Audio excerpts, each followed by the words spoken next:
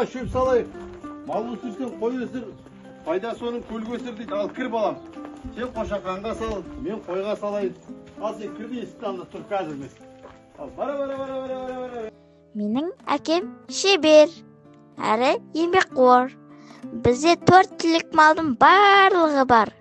Әкем әркез шаруа бол дейді. Мен тырысамын.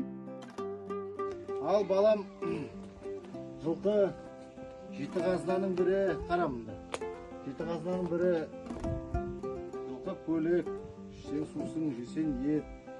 Енді бұл жылқыда айтайын дегенім саған болашақта жылқының сүрінбес үшін тағаң алу өнерін бір саған көрсетейін деген. Мынау тағам ұрайды.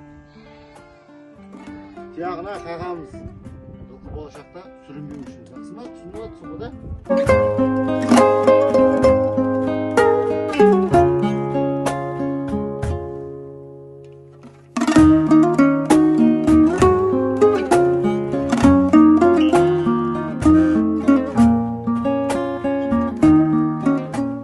Қазақтың салты бойынша нағашысы жиеніне тай мінгізген.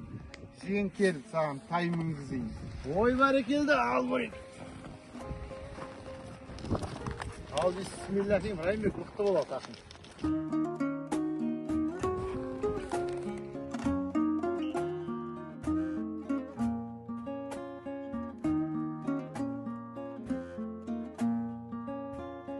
Анам мейірімді, әрі өнерлі.